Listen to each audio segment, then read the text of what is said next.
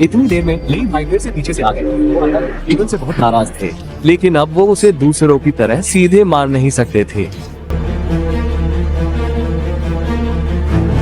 लेकिन जब अन्ना जागी तो उसने पाया कि वह भी दीवार पर लिपटी हुई थी, क्योंकि लेई भाई ने समाधान सोच लिया था। वो था पहले अपनी शक्तियों से खुद को अन्ना के रूप में बदलना।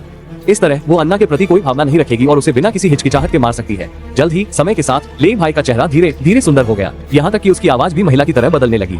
फिर अन्ना की डरावनी नजरों के सामने थोड़ी ही देर में वो उसके रूप में बदल गया। बनने के बाद वो नया शरीर महसूस कर रहा था, लेकिन पहले से ही निराश अन्ना को अचानक याद आया कि उसकी नकल सिर्फ शरीर की नहीं बल्कि विचारों और भावनाओं की भी है। तो उसकी चिंता भी शायद उस राक्षस ने नकल कर ली है। ये सोचकर अन्ना ने अपनी दुखद कहानी जोर से बताई। वास्तव में राक्षस भावनाओं से प्रभावित होकर रोने लगा। थोड़ी ही देर में उसकी चिंता बढ़ गई, सांस लेने में कठिनाई होने लगी। वो जल्दी से दवा खाने की कोशिश करने लगी, लेकिन पाया कि दवा की बोतल अब खाली थी। दूसरी ओर नियंत्रण खो चुकी रात धीरे धीरे धुंधली होने लगी। अन्ना ने पूरी ताकत से शरीर को हिलाया और आखिरकार बाहर निकल गई। फिर उसने राक्षस को लगातार बातें सुनाई। पागल होकर जल्द ही उसकी हालत बिगड़ गई और वो जमीन पर गिर पड़ा। राक्षस को अब हिलने में असमर्थ देखकर अन्ना ने एक पत्थर उठाया और उसे बार बार मारा, जब तक कि उसका सिर पूरी तरह से टूट नहीं गया। फिर उसने कपड़े उठाए और वहां से भाग गई, लेकिन उसने ध्यान नहीं दिया कि उसके जाने के थोड़ी ही देर बाद वो खून से लथपथ सिर धीरे धीरे ठीक होने लगा।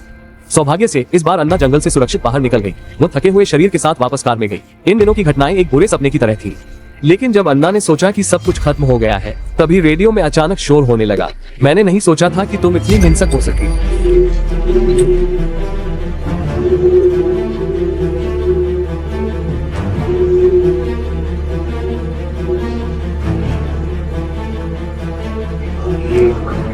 अन्ना संग ने रेडियो बंद कर दिया, लेकिन जैसा कि राक्षस ने कहा था, चाहे वो कितना भी भागे, अंत में उसे इस बुरे सपने का सामना करना ही पड़ेगा, क्योंकि इस समय आकाश में कई जहाज उल्काओं की तरह पृथ्वी पर गिर रहे थे।